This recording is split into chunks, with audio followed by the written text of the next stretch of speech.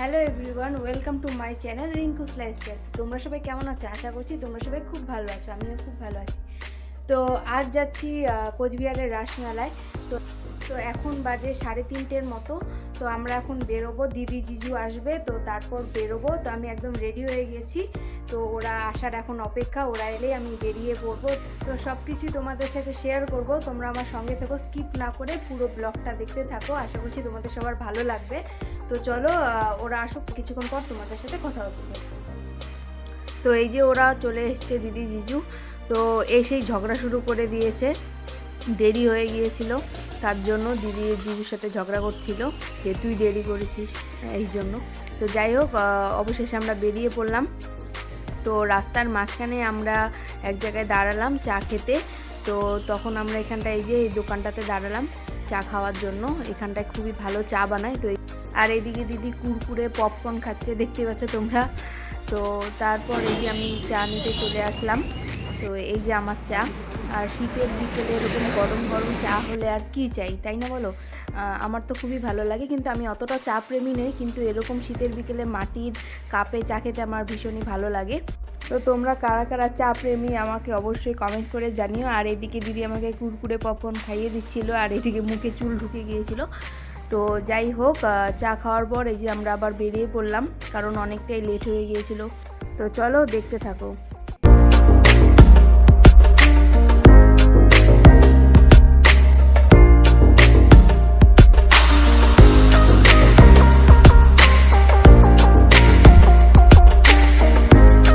তো এই যে আমরা পৌঁছে গেছি কোচবিহারে।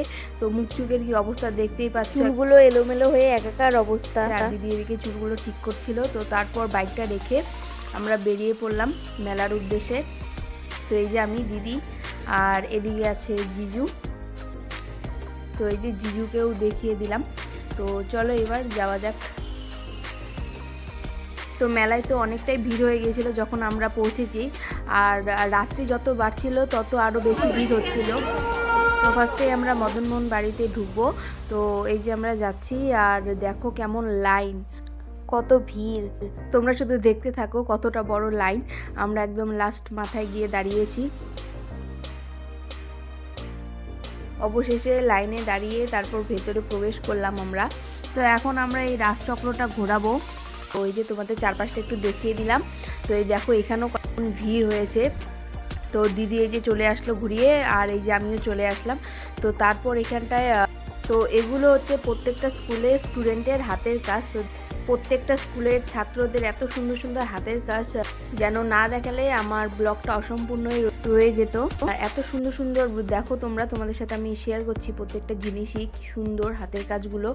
এমনকি বিএ পাস করেছে সমস্ত স্টুডেন্টরা, তাদের হাতের কাজ এগুলো খুবই সুন্দর দেখতে লাগছিল। দেখো তো তোমাদের সাথে সব কিছুই শেয়ার করার চেষ্টা করছি আমি।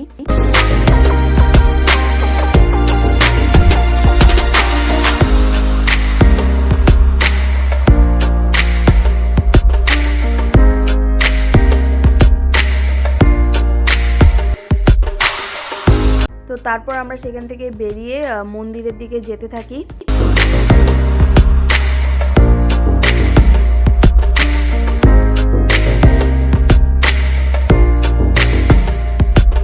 তো তারপর আমরা সেখান থেকে বেরিয়ে যাই মদনমোহন বাড়ি থেকে। তো বেরিয়ে তারপর আমরা মেলার দিকে যেতে থাকি। তো দেখতে থাকো।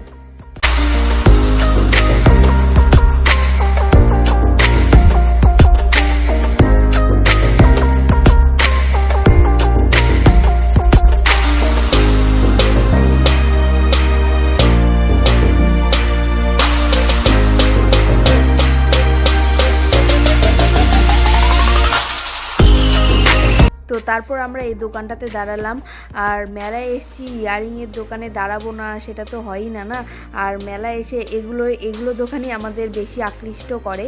তো মেয়েরা যারা আছো আমার সাথে, যারা একমত, অবশ্যই কমেন্ট করে জানিও। তো সেখান থেকে বেরিয়ে আমরা আবার সোজা যেতে থাকি। তো এখানে অনেক রকমের দোকান এসেছিল, খুবই সুন্দর সুন্দর।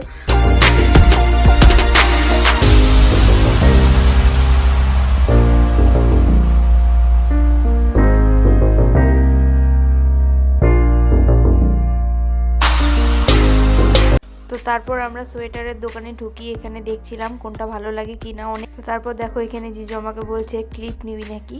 তো তারপর দেখো এখানে কত সুন্দর সুন্দর কাঠের জিনিস, কি সুন্দর লাগছে দেখতে। আর নাগরদোলনার কথা তোমাদের সাথে আর কি বলবো, নাগরদোলনায় ওঠার আমার খুব ইচ্ছা ছিল। তো জিজুকে তাই বলছিলামও, তো জিজু বলছে না না তোরা ওটাই, দেখো বলছে তোরা দুজন ওঠ, আমি উঠবো না। আমি কোনোবারও উঠিনি, প্রচণ্ড ভয় লাগে। তো এবার ভাবছিলাম উঠবো, তো জিজু উঠবে না বলছে, তার জন্য আর ওঠা হলো না। তো তারপর কিছুটা এগোতেই একটা দোকানে পাথরের কি সুন্দর দেখো মূর্তিগুলো জল পড়ছে, এত ভালো লেগেছিল। আর বেশ করে এই মূর্তিটা আমার এত পছন্দ হয়েছিল, কৃষ্ণ ঠাকুরের রাধা ঠাকুরের, কি সুন্দর দেখো জল পড়ছে। আর এই দোকানের অনেক কটাই মূর্তি আমি দেখেছি, খুবই সুন্দর সুন্দর ছিল। তো তারপর আমরা খেতে এলাম শর্মা রোল। আর ভিড় দেখেছো, তো দাঁড়ানোর জায়গায় খুঁজে পাচ্ছিলাম না, এই অবস্থা। তো আমরা খেয়েছিলাম স্পাইসিটা। তো তোমরা কারা কারা আগে খেয়েছো আমাকে অবশ্যই কমেন্ট করে জানিও। আর আমি ফার্স্ট টাইম খেলাম এটা। তো এটার জন্য আমাদের টিকিট কাটতে হয়েছিল 3 জনের। তো কিভাবে তৈরি করছে সেটাও তোমাদের সাথে শেয়ার করলাম, তো দেখতে থাকো।